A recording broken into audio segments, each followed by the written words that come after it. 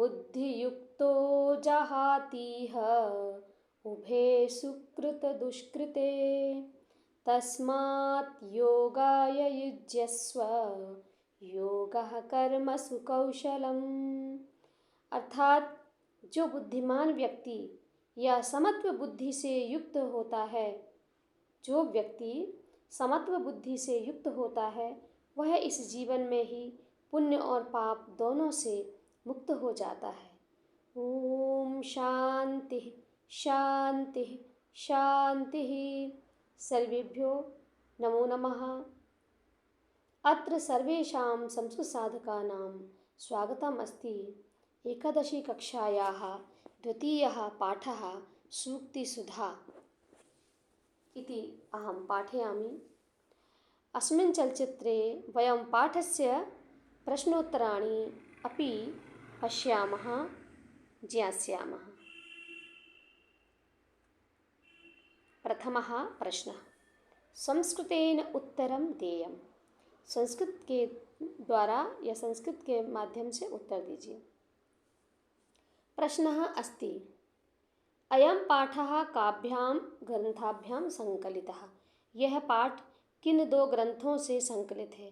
तो मैंने पहली वीडियो में बताया था कि यह चाणक्य नीति और हितोपदेश से लिया गया है। तो यहाँ पर ग्रंथाभ्यां, काभ्यां ग्रंथाभ्यां, अयं पाठः चाणक्य नीतेः हितोपदेशाच्च संकलितः। इसको आप चाहें तो ऐसे भी लिख सकते हैं, इन दोनों के स्थान पर भ्याम करके, अयं पाठः चाणक्य नीति हितोपदेशाभ्यां च संकलितः। दोनों प्रकार से उत्तरं वयं दास्यामः। द्वितीयः प्रश्नः, कुत्र वासः न कर्तव्यः? कहाँ पर वास नहीं करना चाहिए? यस्मिन् देशे सम्मानः वृत्तिः बान्धवाः विद्यागमः च न हो तत्र वासः न कार्येत। कहा है कि जिस देश में न सम्मान हो, आजीविका का साधन ना हो, बंधु संबंधी मित्र ना हो और विद्या प्राप्ति का साधन ना हो, वहाँ पर हमें वास, किसी को भी कश्चित वासम ना कार्येत, किसी को भी वास नहीं करना चाहिए, नहीं रहना चाहिए। अग्रे तृतीयः प्रश्नः, बान्धवः कुत्र कुत्र तिष्ठति? जो हमारा सच्चा बंधु होता है वो कहाँ कहाँ हमारे साथ खड़ा रहता है? तो कुत्र कुत्र तिष्ठति, कहाँ कहाँ रहता है? बान्धवः आतुरे व्यसने दुर्भिक्षे शत्रु संकटे राजद्वारे श्मशाने च तिष्ठति। जो सच्चा बंधु होता है वो है आतुरे। आतुरे मतलब संकट में, या कौन से संकट में? जब रोगी हो व्यक्ति, बीमार हो, तो बीमारी में, उस संकट में। व्यसने, व्यसन भी एक संकट है। मैंने आपको बताया था कि जहाँ पर इस प्रकार के जो संकट हों, कौन कौन से, जहाँ अकाल पड़ गया हो, या फिर जहाँ पर कोई धन रूपी संकट आ गया हो, बीमारी रूपी संकट आ गया हो, और शत्रु रूपी संकट, शत्रु के द्वारा यदि आप पर आक्रमण किया जा रहा है, तो ये चार संकट, एक बीमारी के समय में, एक धन के संकट में, जब आपके पास दरिद्रता हो, धन ना हो और आपको कुछ धन की आवश्यकता हो तब, दुर्भिक्षे अकाल पड़ने पर, शत्रु संकटे, जब शत्रु से आपको संकट हो, राजद्वारे राजा के दरबार में, श्मशाने यानी शमशान में। शमशान किसे कहते हैं? जहाँ पर किसी भी व्यक्ति के मरणोपरांत उस पार्थिव शरीर को दाह संस्कार या समाधिस्थ किया जाता है, उसे श्मशान कहते हैं। च तिष्ठति, वहाँ बांधव आपके साथ, आपका सच्चा मित्र आपके साथ खड़ा रहता है। अग्रे प्रश्न, काचः कस्य संसर्गाद मार्गतिम द्युतिम धत्ते? कांच, शीशा, कस्य किसकी, संसर्गाद संगति से, मार्गतिम द्युति, मार्गतिम द्युति यानी पन्ना, पन्ना की शोभा को पाता है। तो काचः कांचनस्य, कस्य, ये कस्य की जगह पर आ जाएगा, कांचनस्य संसर्गात मार्गतिम द्युतिम प्राप्नोति। अग्रे पंचमः प्रश्न, प्राज्ञः परार्थे किं किम उत्सजेत? जो बुद्धिमान है वो परार्थ, दूसरे के लिए क्या क्या त्याग देना चाहिए? जो बुद्धिमान व्यक्ति है उसे दूसरों के भलाई के लिए क्या क्या त्याग देना चाहिए? तो प्राज्ञः परार्थे धनानि जीवितंच, क्या क्या? धन और जीवन। दोनों को त्याग देना चाहिए। अग्रे चलामः मूर्खः कथम प्रवीणताम याति, मूर्ख कैसे प्रवीणता को प्राप्त कर लेता है। मूर्खः, अब ये कथम के स्थान पर हम लिखेंगे सत्सन्निधानेन, सज्जनों की संगति से। सत्सन्निधान, मूर्खः सत्सन्निधानेन प्रवीणताम याति। अग्रे पुरुषेणेह के षड्दोषाः हातव्य, पुरुष के द्वारा कौन से 6 दोष त्याग देना चाहिए। तो निद्रा, तंद्रा, भयम, क्रोधः, आलस्यम, दीर्घसूत्रता च इति चेति षड्दोषाः पुरुषेण हातव्य। नींद, सुस्ती, अर्धनिद्रा को सुस्ती कहते हैं, न जागा हुआ और न सोया हुआ। भय, डर, क्रोध, गुस्सा, आलस्य, आलस्य मतलब लापरवाही, दीर्घसूत्रता यानी किसी भी कार्य को देरी से करने की आदत। इन 6 दोषों को पुरुष के द्वारा छोड़ देना चाहिए। कौन से पुरुष के द्वारा? जिसे सुख और ऐश्वर्य चाहिए, धन और ऐश्वर्य जीवन में चाहिए, ऐसा जीवन में सुखी रहने वाला व्यक्ति इन 6 दोषों को त्याग दे। अन्यः प्रश्नः जीवलोकस्य षट् सुखानि कानि सन्ति, जीवलोक के 6 सुख क्या हैं। तो यहाँ बताया गया है, पहला अर्थागमः, नित्यमरोगिता, प्रिया, प्रियवादिनी च भार्या, वश्यः पुत्रः, अर्थकरी विद्या, चेति च इति जीवलोकस्य षट् सुखानि सन्ति।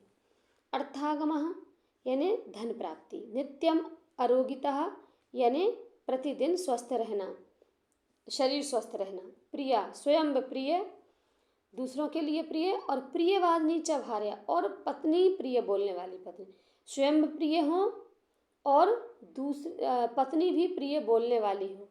आज्ञाकारी पुत्र, वश्य है यानी आज्ञाकारी पुत्र, अर्थकरी विद्या, विद्या कैसी, जो धन कमाने वाली विद्या हो, धन प्राप्त कराने वाली विद्या हो। ये जीवलोक के 6 सुख हैं। द्वितीयः प्रश्नः, द्वितीयः प्रश्नः अस्ति रिक्तस्थानानि पूरयत्, रिक्तस्थानों की पूर्ति कीजिए। अत्र वाक्यमस्ति यः रिक्तस्थानं तिष्ठति सः बान्धवः, मध्ये वयं लिखामः आतुरे, व्यसने, दुर्भिक्षे, शत्रुसंकटे, राजद्वारे, श्मशाने यः, एते शब्दाः वयं लिखामः, इन शब्दों को हम लिखेंगे तो वाक्य पूर्णं भविष्यति, हो जाएगा। ऐसे ही जीवलोकस्य रिक्तस्थानं षड् सुखानि सन्ति, वो 6 सुख लिखना पड़ेगा। कौन कौन से? अर्थागमः, नित्यमरोगिता, अर्थागमः, नित्यमरोगिता, प्रिया, प्रियवादिनी च भार्या, वश्यः पुत्रः, अर्थकरी विद्या च षट् सुखानि सन्ति भवन्ति। मनस्विनः किम इव द्वयी वृत्तिः भवति। तो कुसुम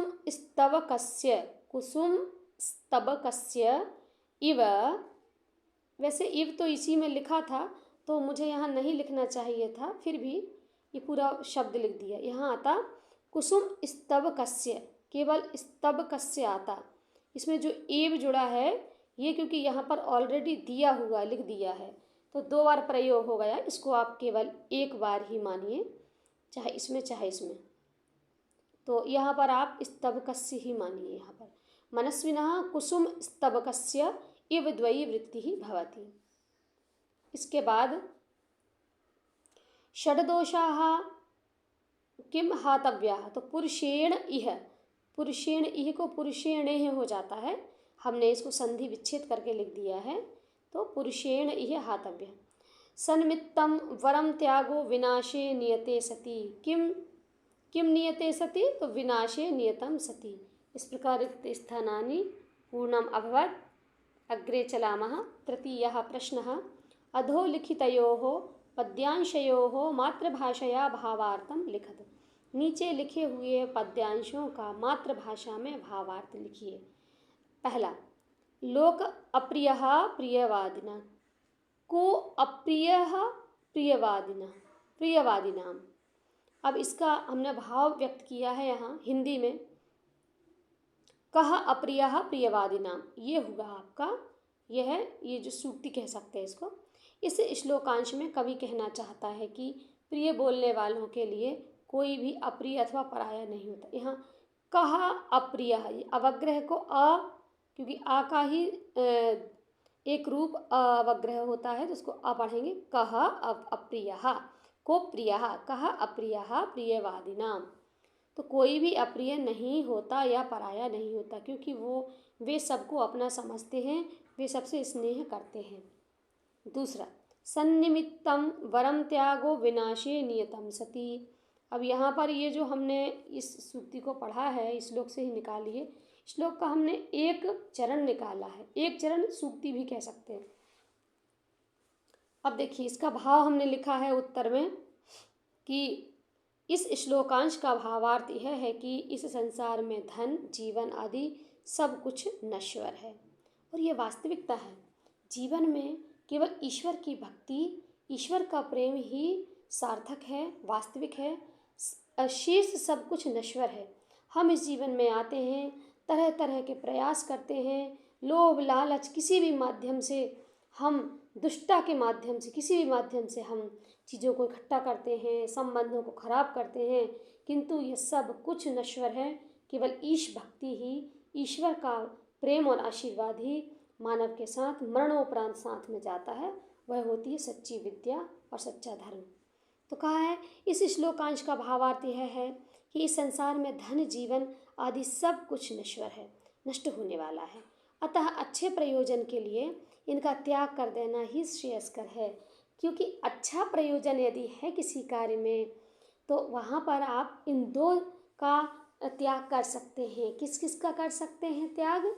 यहाँ बताया है धन और जीवन। देखिए, मरना एक दिन है सभी को, कोई अमर नहीं है। और धन भी नाश हो जाता है। यदि इस कुल में नहीं हुआ, अगले कुल में, अगले कुल में नहीं हुआ तो और अगले कुल में। ये जो धन लक्ष्मी, जो लक्ष्मी होती है, वो चलायमान होती है, इसलिए इन पर किसी का अधिकार नहीं होता है। इसलिए अच्छे प्रयोजन के लिए जीवित रहते हुए धन और जीवन का त्याग कर देना ही श्रेयस्कर होता है। हमें अपना धन, जीवन दूसरों की भलाई के लिए लगा देना चाहिए। कुछ प्रिंट मिस्टेक हो गई है, दूसरों, यहाँ पर दूसरों के लिए लगा देना चाहिए। देखिए, संस्कृत के जो पाठ हैं उनसे हमें बहुत शिक्षाएं मिलती, हमको मनोबल मिलता है, हमें वो संस्कार मिलते हैं, हमें कुछ अच्छा सोचने विचारने की शक्ति मिलती है। इसीलिए संस्कृत विषय सभी विषयों, सभी भाषाओं में श्रेष्ठ है। प्रश्नः तृतीयः, अधोलिखितयोः पद्यांशयोः मातृभाषया भावार्थं लिखत। एक और है, अभी हमने दो पढ़ लिए हैं। तृतीयः पद्यांशः, सर्वेषां मूर्धनि वा तिष्ठेत् विशीर्येत् वनेत्वा। सर्वेषां, या तो सभी के मूर्धनि, सिर पर बैठेगा, मतलब सम्मान को पाएगा, या विशीर्येत्, तिष्ठित यानी बैठेगा या रहेगा, विशीर्येत् यानी नष्ट हो जाएगा। कहाँ? वने, अथवा वन में, या वन। किसकी बात चल रही है? यहाँ मनस्वी मनुष्य की बात चल रही है। इस श्लोक का भाव यह है कि मनस्वी मनुष्य पुष्पमाला की तरह या तो सबके सिर पर सम्मान को प्राप्त करते हैं, या फिर लोग उनके स्वभाव से अपरिचित ही रह जाते हैं, तथा जंगल में खिले हुए पुष्पों की भांति वे शाखा पर ही, अर्थात बिना परिचित हुए ही मुरझा जाते हैं या नष्ट हो जाते हैं। कहने का तात्पर्य यह है कि लोग मनस्वी लोगों को जान नहीं पाते, और यदि जान लेते हैं तो वे सबके सम्मान के पात्र बन जाते हैं। ऐसी उनमें शक्ति होती है, मनोबल होता है, विद्वत्ता होती है, ज्ञान होता है। लेकिन वे अपने आप को शो ऑफ नहीं करते कि हमें ये पाया जाता है, हमें इतना ज्ञान है। जो ज्ञानी होता है वो कभी ज्ञान के बारे में खुद की स्वयं की प्रशंसा नहीं करता। और ऐसा कहा गया है कि जो स्वयं की प्रशंसा करता है वास्तव में वो सबसे बड़ा मूर्ख होता है। चलिए अग्रे चलामः। चतुर्थः प्रश्नः, क भागस्थ पदैः सह क भाग पदों के द्वारा साथ, सही यानी साथ, खा भागस्य अर्थानां, खा भाग के अर्थों का मेलनम क्रियता, मेलन कीजिए। तो यहाँ पर कुछ का भाग में कुछ पद दिए हैं, इनका मेल हमको खा भागों में उनके अर्थ दिए उनसे करना है। देखिए, पहला है विद्यागमः। विद्यागमः यानी विद्या प्राप्ति। देखिए, विद्या प्राप्ति नंबर 1 दे दिया यहाँ पर। व्यसने, व्यसने का मतलब क्या होता है? विपत्ति में। अब विपत्ति कई प्रकार की होती, मैंने आपको समझाया था, तो ये दूसरा नंबर हो गया विपत्त। सविद्या नाम, विद्याओं के साथ, तो विद्याओं के साथ क्या आ जाएगा यहाँ पर? यहाँ पर आ जाएगा तृतीय विदुषाम। जो विद्वान होता है वो विद्याओं के साथ होता है, उसके साथ विद्याएं होती हैं। द्वितीय यानी शोभा को, कहीं पर होगा, ये चतुर्था शोभा को। फिर पांचवा जो है कुसुम स्तबकस्य, तो यहाँ पर आ जाएगा पुष्पगुच्छस्य। और षष्ठा मूर्धनि, मूर्धनि यानी सिर पर, तो ये शिरसी, सिर पर। और भूतिम यानी कल्याण, तो यहाँ कल्याण शब्द कल्याणम आया। देखिए इस प्रकार हमने यहाँ क भागस्य पदैहि सह ख भागस्य अर्थानां मेलनम कर लिया है। आगे चलेंगे। देखिए यहाँ पर दिया है पंचमः प्रश्न, उदाहरणानुसारम विग्रह पदानि आधृत्य समस्त पदानि रचयत। यहाँ पर विग्रह पद दिए, समस्त पद दिए। ये पहला जो शब्द दिया हुआ है ये है विद्यायाः, इसमें आ की मात्रा समझिएगा। विद्यायाः आलयः, विद्या का आलय, यहाँ पर का शब्द आ रहा है, मतलब ये कौन सा विद्यालयः विद्यायाः आलयः, ये कौन सा समास है? ये है षष्ठी तत्पुरुष समास, जहाँ पर विभक्तियों का लोप होता है, यहाँ बीच में विभक्ति का लोप है, तो यहाँ हमने षष्ठी विभक्ति का प्रयोग किया है, तो ये षष्ठी तत्पुरुष हो गया। राजद्वारे, राज्य हाँ द्वारे, राजा के द्वार में, ये भी राजा के, यहाँ भी के आया है, तो षष्ठी तत्पुरुष। कांचनस्य संसर्गात, सोने के संसर्ग से, यहाँ पर भी षष्ठी तत्पुरुष आया है। सोने के, काकी के, संबंध काकी के रारी रे। हमने जब आपको कारक चिन्ह तालिका पढ़ाई थी तो उस समय हमने आपको बताया था कि प्रत्येक विभक्ति का एक कारक और एक चिन्ह होता है। हालांकि षष्ठी विभक्ति का कारक संबंध कारक नहीं होता है, किंतु वहाँ पर उसके समक्ष लिखा जाता है तो वो उसका चिन्ह होता है काकी के रारी रे। तो षष्ठी विभक्ति में आता है संबंध, एक अव्यय है और उसका चिन्ह है काकी के रारी रे। अर्थस्य आगमः, अर्थ का आगम, यहाँ भी का आ रहा है, काकी के रारी रे तो का आ रहा है, तो यहाँ पर भी षष्ठी तत्पुरुषः। जीविता इदम, जीवित के, यह जीवित के लिए, जीवितमिदम, ये भी चतुर्थी तत्पुरुष हो गया।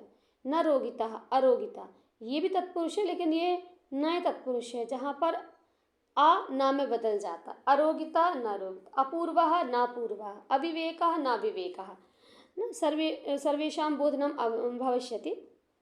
अर्थम करोति यासा, अर्थम करो, जो अर्थ को लाती है वो क्या है? अर्थ करी, अर्थ यानी पैसा, जो धन को लाती है, यासा वह है जो धन को लाती है, अर्थात अर्थ करी। षष्ठः पंचमः प्रश्न, षष्ठः प्रश्न, षष्ठः प्रश्नः, तो अत्र सर्वे पश्यन्तु। षष्ठः प्रश्नः, अधोलिखितेषु शब्देषु प्रकृति प्रत्ययम पृथक कुरुत, नीचे लिखे हुए शब्दों में प्रकृति और प्रत्यय अलग अलग कीजिए। तो प्रथमः प्राप्ते, प्राप्ति शब्दः अस्ति, अत्र प्रा उपसर्गः अस्ति, आप धातु अस्ति, त प्रत्यय अस्ति। त प्रत्यय में जो क है लशक को तद्धिते, सूत्र से का लोप हो जाएगा तो ता बचेगा। अप्राप्त, अप्राप्त एक शब्द बन गया। अब इसके आप शब्द रूप चला दीजिए। अप्राप्त, प्राप्तः, प्राप्तौ, प्राप्ताः, ऐसे बना सकते हैं आप, लेकिन यहाँ पर जो प्राप्ते है, प्राप्त होने पर सप्तमी विभक्ति एक वचन में है। प्रवीणताम, प्रवीण, प्रवीण धन तल प्रत्यय, तल प्रत्यय में ला का लोप हो जाएगा, हलंत्यम से हलंत अलग हो जाएगा, तस्य लोपः से लोप होकर के जब ऐसा होगा तो ता का दीर्घ हो जाए, ता में ह्रस्व आ है तो ये दीर्घ आ होकर के प्रवीणता ऐसा बन जाएगा।